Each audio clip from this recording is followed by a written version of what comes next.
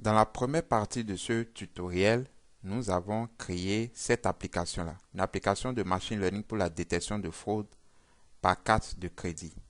Nous avons utilisé le jeu de données Credit Card que vous pourrez retrouver sur Kaggle et dans mon répertoire GitHub que je vais vous montrer tout de suite. Et cette application permet en fait au data scientist de pouvoir bien communiquer les résultats de son analyse et de sa modélisation des données par des algorithmes de machine learning.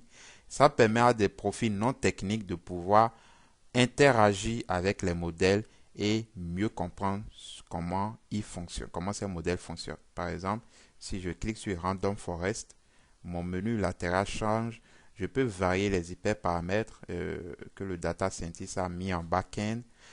Par exemple, le nombre d'arbres dans la forêt et la profondeur maximale d'un arbre. Ici, par exemple, je peux aller, je sais pas, je peux aller à 300 et je peux aller à 3 comme profondeur maximale d'un arbre. Je peux dire échantillon Bootstrap Force, par exemple, et je choisis les, les trois graphiques là affichés. J'exécute. L'application va tourner et m'afficher les résultats. Donc, patientez un peu. Donc, une fois que l'application a tourné, il m'affiche les résultats. Donc, j'ai accuracy, précision, recall, matrice de confusion, donc les transactions authentiques, transactions frauduleuses, les vraies valeurs et les valeurs prédites par le modèle.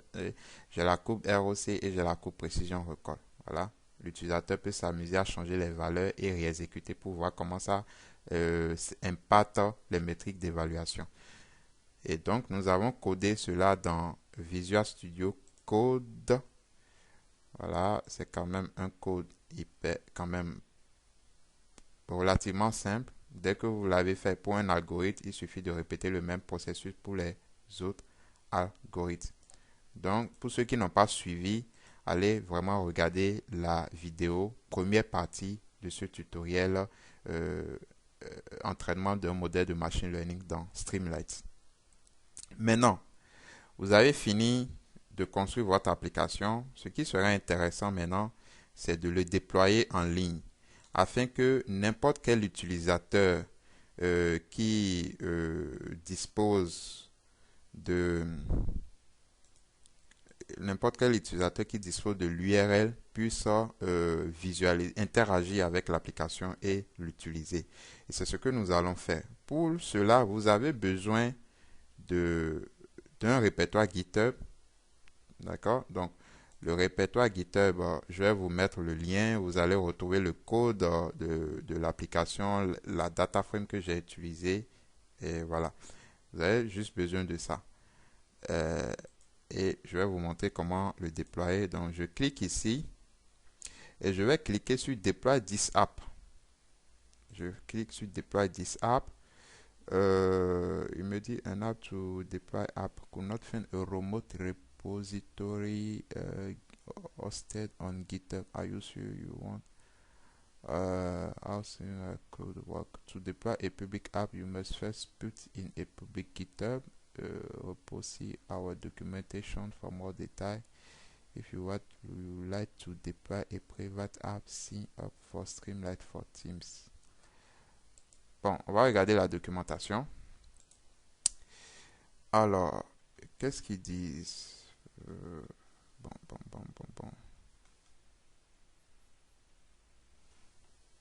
Alors, c'est simple. Moi, j'avais la page de déploiement. Il faut aller sur share.streamlit.io. D'accord? Share.streamlit.io. Vous pouvez vous connecter grâce à GitHub ou par Google ou par email. C'est comme vous voulez. Donc, moi, je vais continuer avec GitHub. Donc, vous partez sur share.streamlit.io. Donc, c'est le serveur de Streamlit. Et je vais me connecter voilà, à mon compte GitHub. D'accord?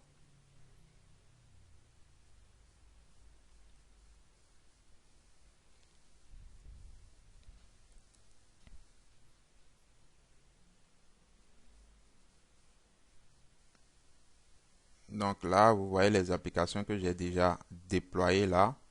J'ai même déployé des fraude détection là une fois. Je peux peut-être le supprimer. Delete. White Josué M in the box to confirm. Bon, je copie ça seulement. Je fais CTRL C. Tac, et je fais delete. Je fais new app. Josué Afouda, repos. Alors, mon répertoire c'est quoi? My ML app.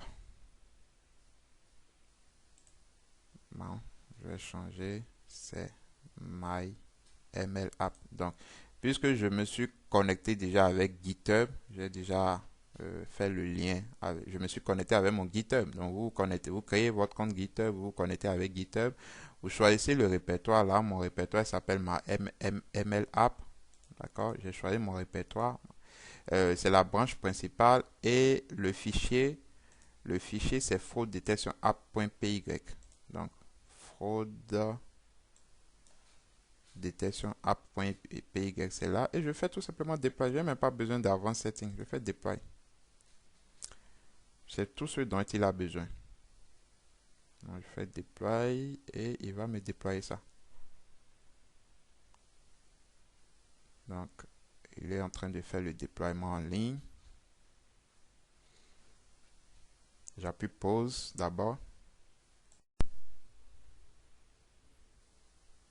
Donc, vous voyez, maintenant, le déploiement est fait et j'obtiens l'URL de mon application. Donc, je peux faire copier-coller et CTRL-C et partager ça à qui de droit. D'accord? Donc, je peux, par exemple, afficher les données brutes dont je revois les choses. Sans profondeur maximale 3. Je choisis confusion matrice, ROC que j'exécute et je vois que ça marche quand même. Là, je suis dans le serveur de Streamlight parce que je l'ai déployé dans le serveur de Streamlight. Voilà.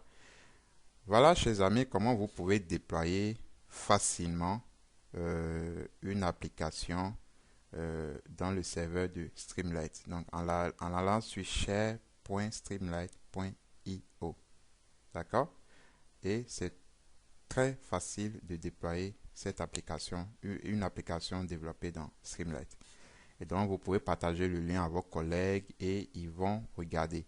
Si c'est en entreprise, comme c'est souvent le cas, vous ne pouvez pas déployer les choses n'importe comment. Donc, vous pouvez les travailler toujours en local et leur montrer au cours d'une réunion, par exemple, leur faire montrer, projeter votre écran et leur montrer comment ça fonctionne et qu'ils puissent aussi interagir facilement avec l'application. Donc, voici, chers amis, je suis au thème de cette vidéo. Je vous remercie de m'avoir suivi et je remercie tous mes abonnés. Sans vous, la chaîne n'existerait même pas.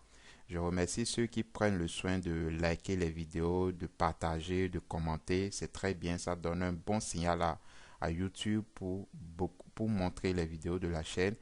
Et pour ceux qui ne sont pas encore abonnés, franchement, c'est gratuit, faites-le, ça fait plaisir, ça encourage davantage parce que n'oubliez pas que je suis aussi consultant data scientist dans une entreprise et quand même j'essaie de dégager du temps pour produire des vidéos comme ça pour permettre aux gens de se former gratuitement.